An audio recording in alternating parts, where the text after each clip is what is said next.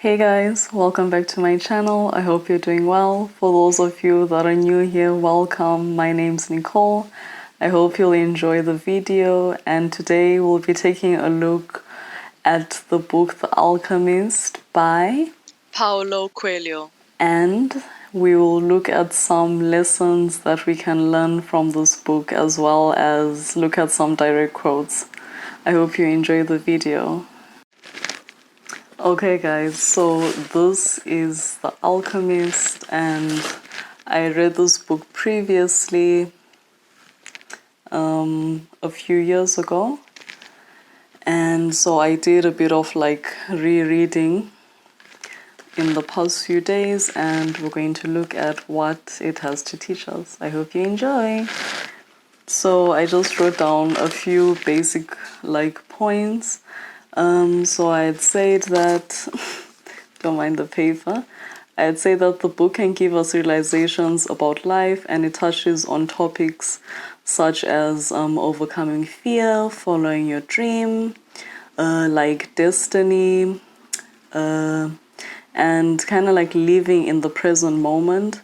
So like living in the present moment and being like more, self-aware and just literally in the moment, and not trying to not think about other stuff other than what's happening right now, can actually really benefit life and make it richer to some extent. Yeah, okay.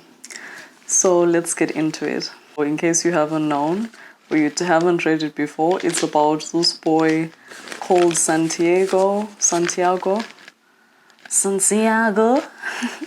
And he's like, he has this dream about like finding this treasure and stuff.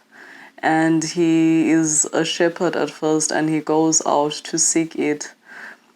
And he has to go to like Egypt to the pyramid, because that's apparently where he'll find it. And anyways, along that journey he goes through like lots of like ordeals, and things happen, and it's not as smooth as he thought it would be, but it teaches him quite a bunch of lessons.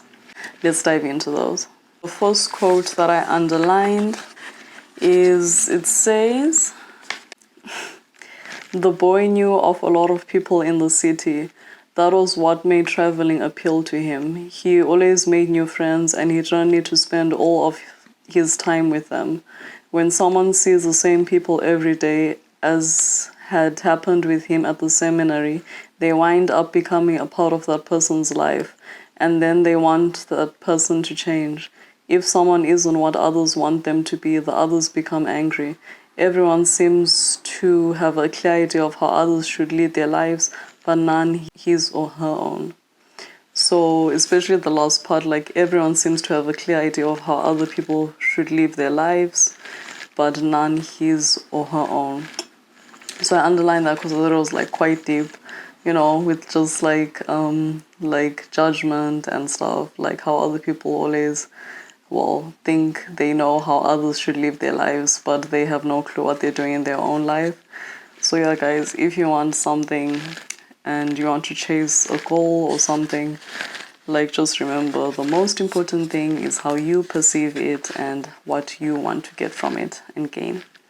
Okay, let's swiftly move on to the next quote that I underlined. Like guys, you really need to read this book. It's like really dope. Like get this book please.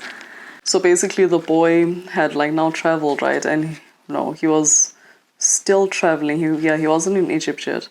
So he's talking to this king, apparently the king of Salem, and the boy asks him, "What's the world's greatest lie?" The boy asks, completely surprised, and then this king of Salem replies, "It's this, that at a certain point in our lives we lose control of what's happening to us, and our lives become controlled by fate. That's the world's greatest lie." So this shows us you always have control. Well, to some degree, I suppose. Guess it really just depends on how you look at it. I think you usually have control, at least of maybe not necessarily the situation, but how you react to a situation. You always have control over that. And so it's actually up to you to decide how you want to maneuver or navigate through something, that happens to you. Yeah, because that's basically like he's saying, like, we lose control of what's happening to us. But that's like the world's greatest lie, according to the King of Salem. I believe him. I think it's a lie too. Okay, guys, the next one I underlined, which we all know, when they're talking about the soul of the world and stuff, and like following your personal legend, like, I guess you could just say like what you're meant to be doing, basically, like your destiny and stuff. And the King of Salem says to him, and when you want something, all the universe conspires in helping you to achieve it. So if you really want to achieve something, or you have a dream that you are really chasing, I truly believe, and well, this book can teach us that if you really, really, really, really, really want something, the world, the universe, whatever you want to call it, really, I suppose, depending on what you believe in, will happen. Like,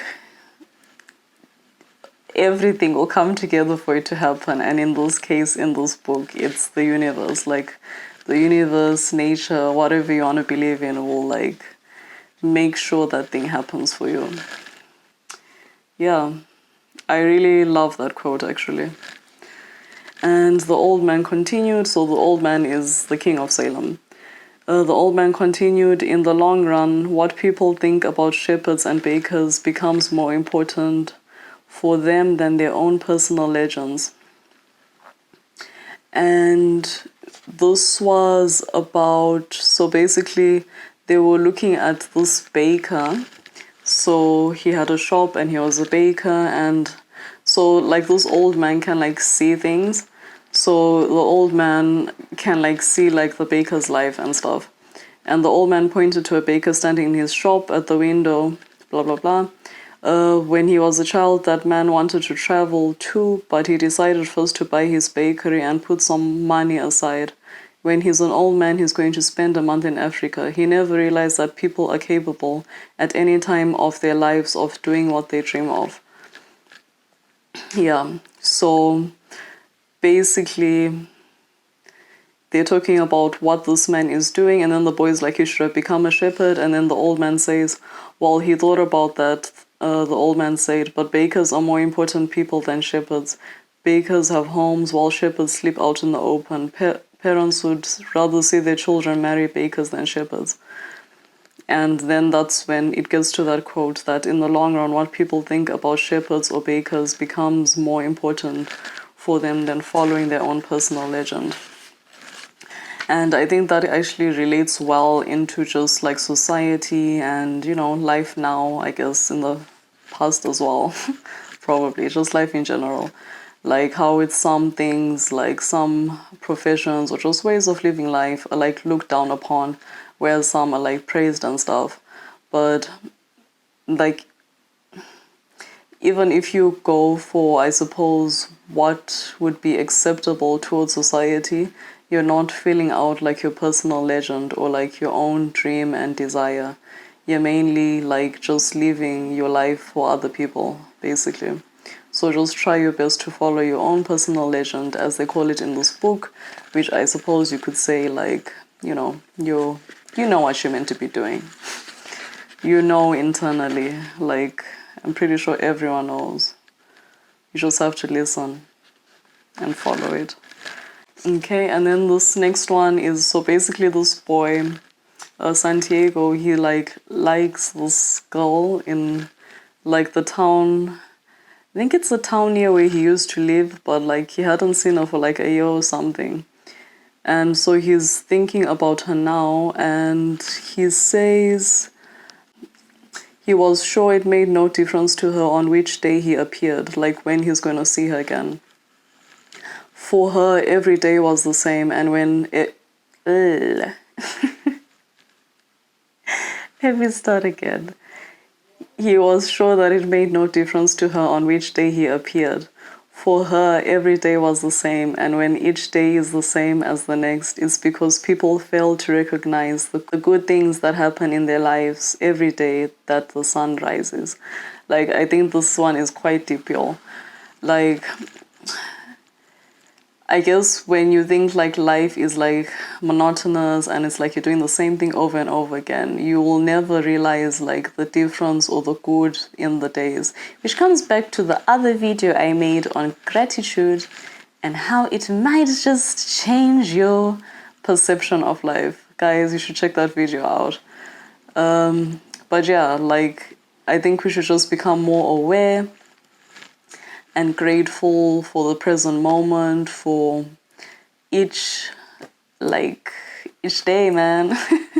Because you never know when it'll end. Like, just be grateful for each day. Try and be grateful for most moments that are like okay, even if they're boring. I mean, it could be worse, and it's really just your perception of how you're looking at it, because I mean, it probably isn't boring. Like this quote, like, oh, if each day is the same, people fail to recognize the good things that happen in their lives every day, which shows that good things are happening, and like there probably is a difference. It's just us, I suppose, not choosing to see that difference. So yeah, guys, just try and like be more aware of the little good things that happen, because they probably aren't that little. It's just maybe, I suppose, what you've been going through that day that you aren't realizing it. But just try at least each day, you know, be more aware and stuff. And let's look at the next part. So this is about the boy again, and it says the boy felt jealous of the freedom of the wind and saw that he could have the same freedom. There was nothing to hold him back except for himself. So this was just talking about like he was looking around at nature and stuff and like at the wind, and then he like felt like it was free, and he's still trying to contemplate of whether to like pursue this dream that he had of like finding this treasure in Egypt. And anyways, this made me realize that I wrote here, only we are in the way of our dreams. So for example, like we usually make excuses like, oh, I can't do this because of that, or I can't do this because of that, or I can't do this because of that, or that, and that, and that. And we always go on and on and on about it. But in reality, if you really want something, you'll go and get it. Like, if you really want something, you will get it. Next part. He's now the boy is now in Africa, so he's made it, but he hasn't made it to the pyramids yet, but he's left his home place, and he's now with this crystal merchant. So at this man's shop, he like cleaned the window because he got robbed by thieves, so he lost his money and now he had to work again, type of thing. So this crystal merchant is like thinking about how things were back in the day, and he like owns a shop at the top of the hill.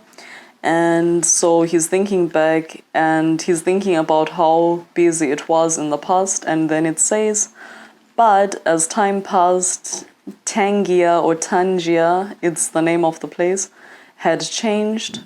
The nearby city of Ceuta had grown faster than Tangier, and business had fallen off. Neighbors moved away, and there remained only a few small stores on the hill. And no one was going to climb the hill just to browse through a few stores. But the crystal merchant had no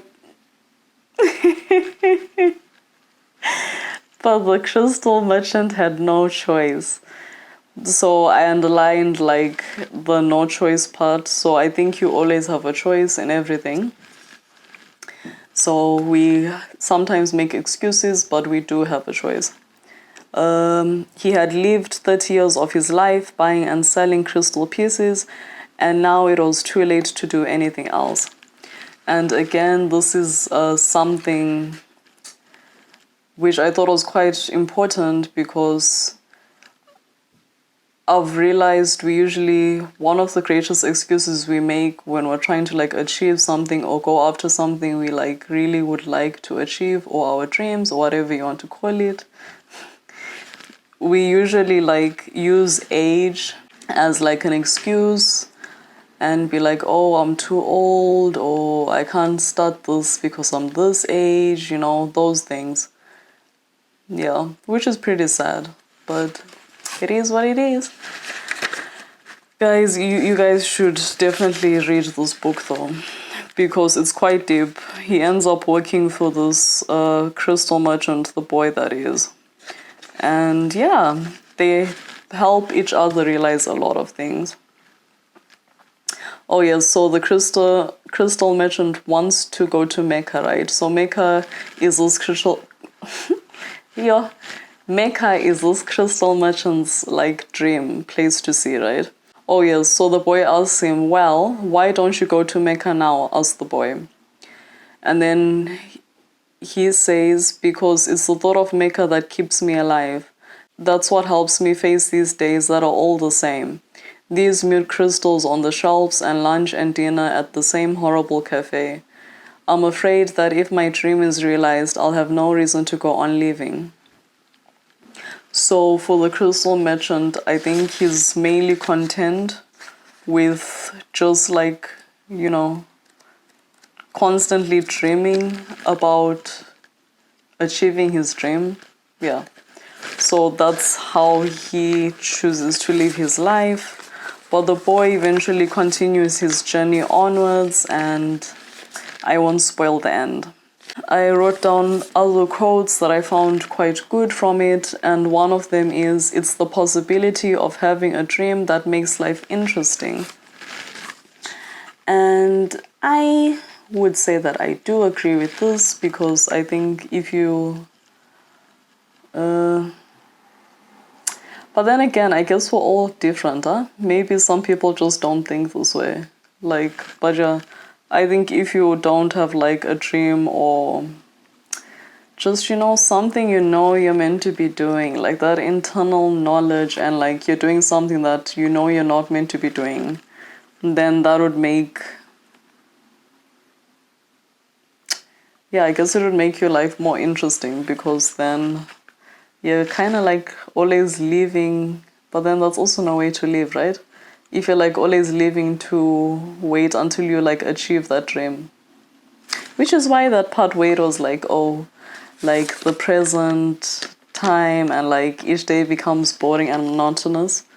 So yeah, I think this is definitely true. It's the possibility of having a dream that makes life more interesting. So I suppose like the crystal merchant, like probably not all of us are meant to have like dreams. Like maybe we're just meant to have a dream of having a dream. Anyways. And then I also, this quote, there is only one thing that makes a dream impossible to achieve, and that is the fear of failure. So yeah, that's quite deep, and I think that is quite understandable. People, or we, everyone, society, we often are nervous, or like we don't chase our dream because of the fear of failure.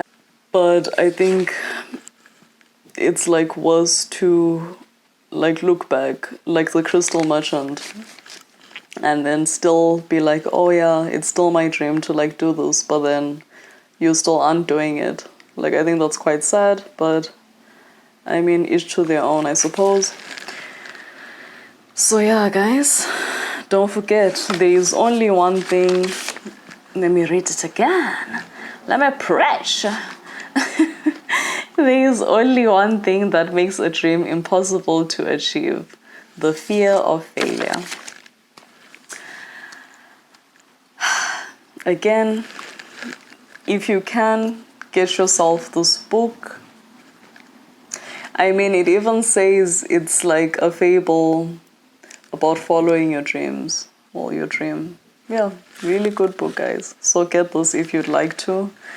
There's a lot of insight into there. It's so interesting how like when you read books, like it, depending on when you read them, it's like you always learn different things from them. Well, at least that's what I've noticed. So yeah, I hope you enjoyed this video, and I hope some of these quotes from the novel come in handy and yeah, it just motivates you to dream bigger, or actually maybe just start putting small steps towards actually pursuing your dreams and what you actually want to do with your life.